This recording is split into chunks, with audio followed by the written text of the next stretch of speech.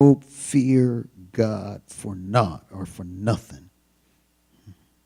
Hast not thou made a hedge about him and about his house and about all he hath on every side? Thou hast blessed the work of his hands, and his substance is increased in the land.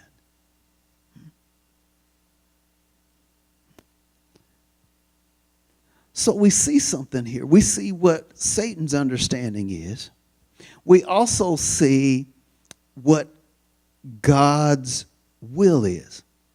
If he blessed him, then God's will is blessing. If he increased him, then God's will is increasing. Isn't that right?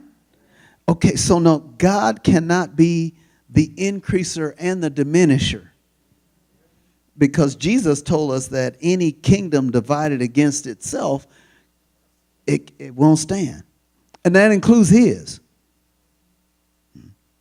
And so we know he's not the increaser and the decliner, but this is Satan wanting to decrease him and diminish him and to make him smaller so that he can exalt himself. Because right now, Job is looking too big. He's looking too big. And so now, if part of my growth as the devil is to get fear in him and her, if that's what I need to do in order to increase my territory, I can't do it with somebody like Job around there, because he respects God. And because of respecting God and fearing God and eschewing evil and being a perfect and upright man, he's enjoying all these blessings. Then everybody else is going to look toward him, and they're not going to at all be afraid of the devil.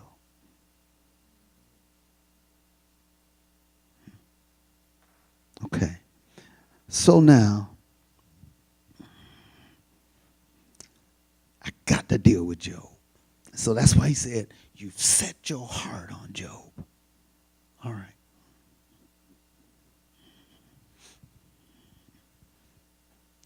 Now, let's go to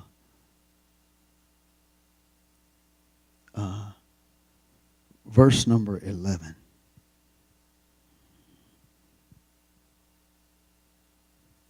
It says, but put forth now thine hand. Ain't it, look, the devil trying to tell God to attack Job.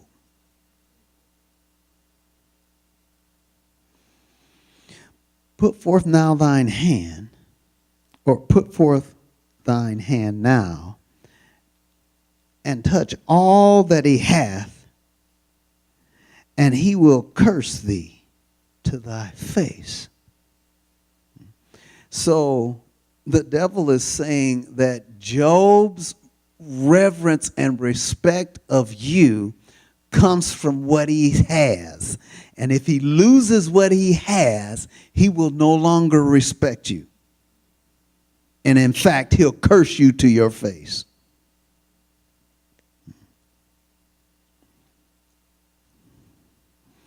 Verse 12.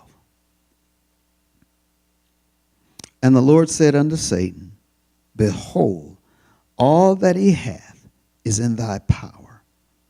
Only upon himself put not forth thine hand.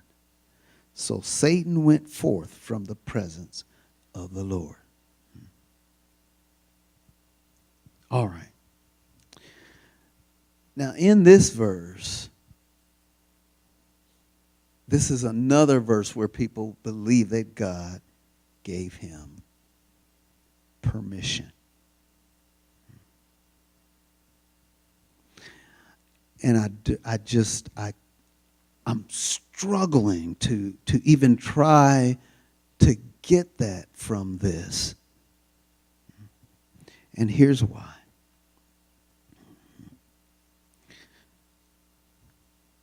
First of all, I can't see God cooperating with the devil. And I know some people believe that God cooperates with the devil and the devil accomplishes God's purpose.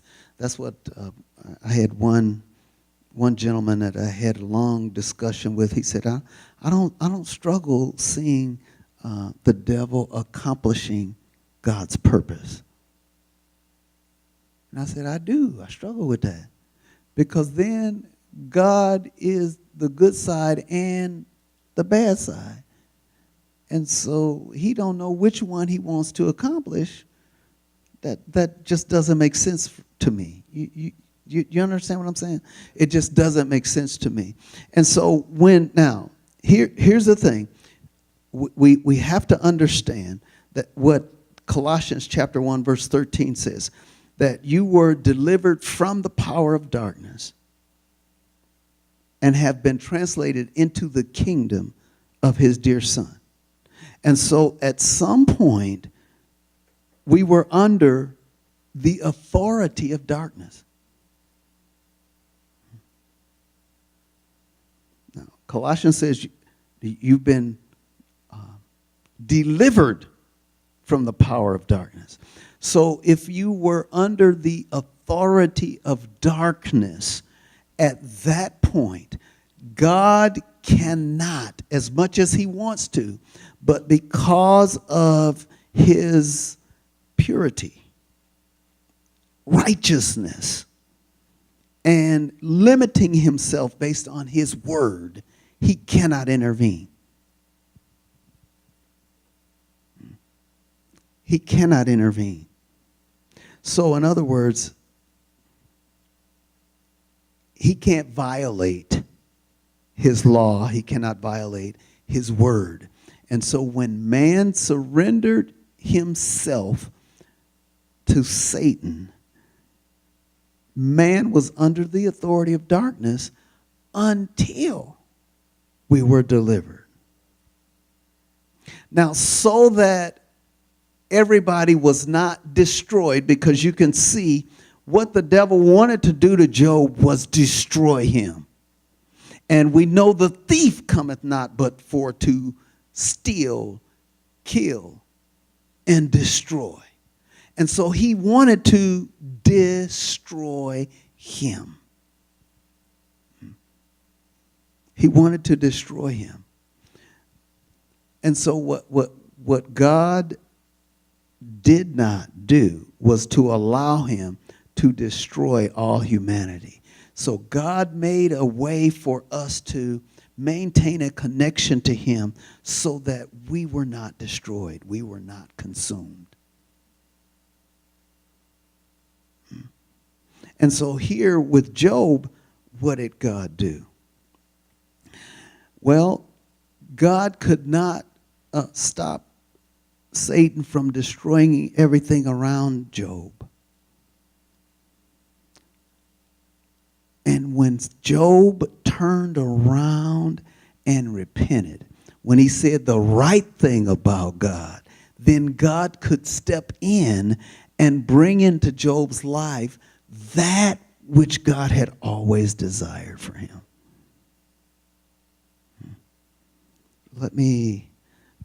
Let's read some of Job so that I can show you that. I believe I want to turn. Oh, where is it? Oh, let me turn to my Bible. I believe it's Job chapter 38. Yeah, let's turn over there.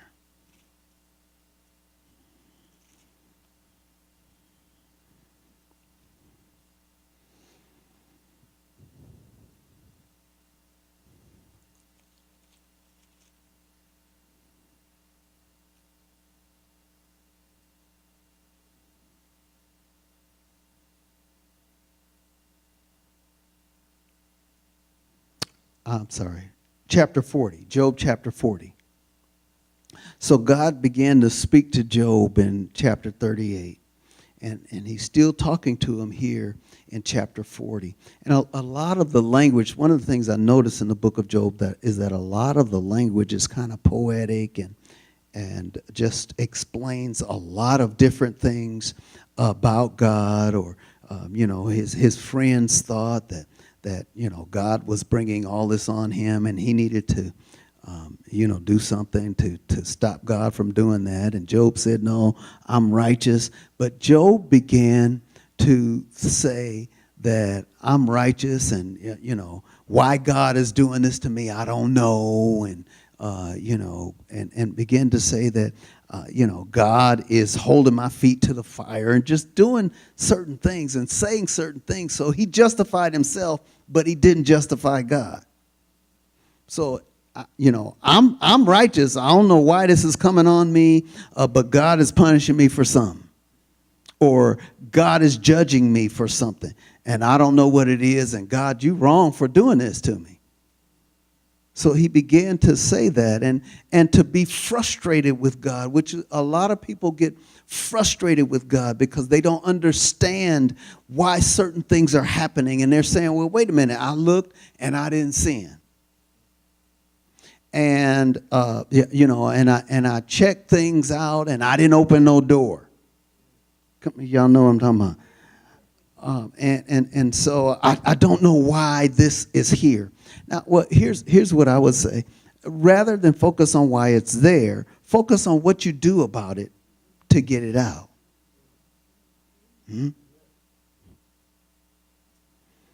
Because, why is there? I don't know. I don't really know, and honestly, I look at it like this. I remember one evening we discovered that a raccoon had somehow gotten into our house. Now, the first thing you want to do is what? You got to get out of here. You want to get him out. You're not concerned about how he got in here right then. After you get him out, then you want to find out how he got in and make sure he don't get in no more.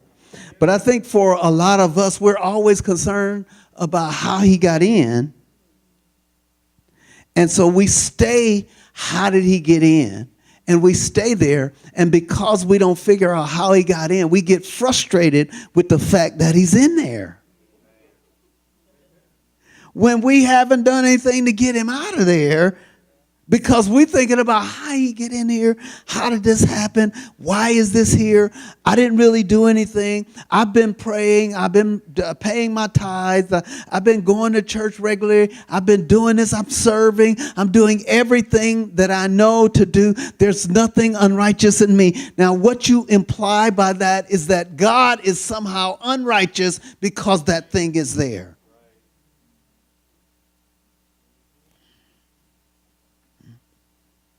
Think about it. If you have not done anything and something is there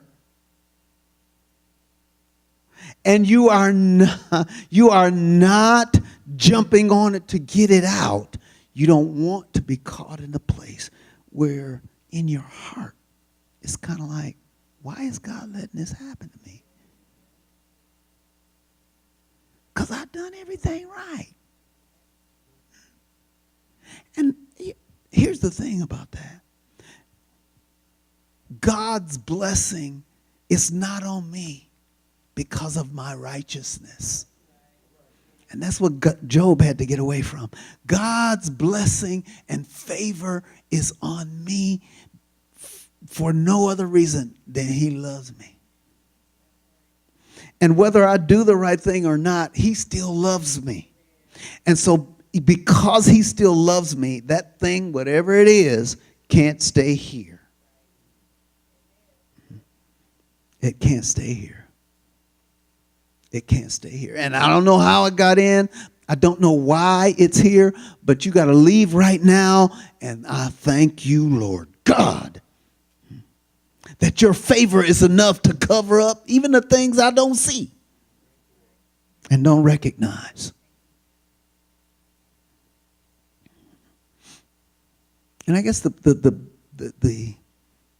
frustration that I found in Job, and the frustration that a lot of people live in because they think, man, I've been saved a long time. I've been walking this walk, and still look at where I am now. Some people leave the faith because of this. Because they start looking at other people, and they look at their life, and they say, why is all this happening to me? No.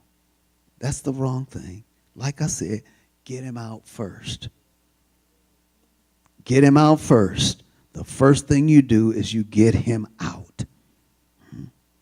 Then you get before God, and you find out from God, Lord, is there any area that I need increased wisdom in? You know, as far as Job was concerned, he walked in all wisdom, and he did the things that were necessary to be considered right before God. And so there was nothing that you could blame him for. Now let me just read it here, and I'll have to close for tonight.